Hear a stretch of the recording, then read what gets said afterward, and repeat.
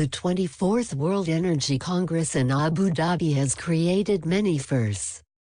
Though the decision of the World Energy Council to hold its 24th Congress in Abu Dhabi itself was the first in the Middle East. The most talked about first was the appointment of a woman energy leader, Dr. Angela Wilkinson, as the first Secretary General of the Council. The announcement was made by the outgoing chair of the Council, Mr. Young-Eun David Kim, in the closing ceremony of the Congress. We want to welcome the new Secretary General, Angela Wilkinson. Angela has done a wonderful job for WEC as Director of Scenarios and Business Insights, and now we expect even more wonderful things from her as a Secretary General. Angela holds a PhD in physics and has experience of providing strategic advisory services to leaders in government, business, and civil society for over 25 years, including the large, international, and multi-stakeholder initiatives. Her work spans over 40 countries, 100 futures projects, 3 books and many articles on using futures methods to face global and complex challenges. Before reaching the top administrative position of the Council, Angela was holding the prestigious position of Senior Director of Scenarios and Business Insights with the Council.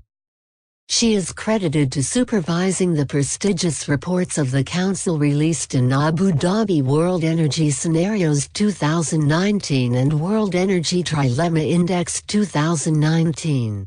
Welcoming Angela, the new chair of the Council, Mr. Jean-Marie Duggar, in his first speech said, Angela Wilkinson will be the first woman to manage our organization, which is now approaching the 100 years of age. Devdiscourse catches up with Dr. Angela Wilkinson on the sidelines of the 24th World Energy Congress. In the exclusive interview, she shares her views on various aspects of world energy scenario, energy transition and Trilemma Index.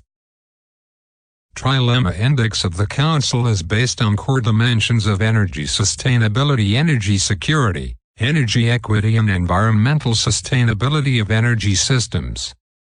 Balancing these 3 goals constitutes a trilemma, and balanced systems enable the prosperity and competitiveness of individual countries. Sharing the major finding of the World Energy Trilemma Index 2019, Angela said, So the 2019 index is the 10th annual index that we've issued, but we actually provide information for the last 20 years. In this index, you'll find not just the ranking, or the global ranking, but you'll also be able to look at the year-on-year performance of different countries in terms of policy performance. The index has 3 major elements. It has energy security, energy equity, and environmental sustainability. And what it's designed to do is it's designed to help governments think about how they balance policy so that they achieve not just energy security or equity or sustainability, but all 3 at once. So this year you can find the global ranking, you can find each country's profile, and you can also look at the year-on-year performance of every country. On how the World Energy Trilemma Index will be helpful in achieving the goals on the World Energy Council, Angela explained. So the Trilemma Index, in effect, allows governments to take stock of where they are in the energy transition. It allows them to think about, are they making progress and are they making enough progress? And how do they compare with their peers? We recognise that every country is unique, that there's no one-size-fits-all solution. But even so, countries need to learn with and from each other in terms of how they can manage this energy security, equity and environmental sustainability challenge. So governments use the energy trilemma in a number of different ways. They use them to enable them to have conversations with their societies about what's involved in good energy policy making. They can use them to have conversations between different ministries, because you can't achieve energy security, equity and sustainability without thinking about transport or industry or buildings these days. And they can use it also to think about how do they benchmark their performance with different countries, and how can they engage with the private sector in the challenges of promoting more progress. As in all the sessions of the 24th World Energy Congress, the energy leaders emphasized on clean energy, energy transition, and going beyond hydrocarbons. Angela has a message for the countries dependent on hydrocarbons.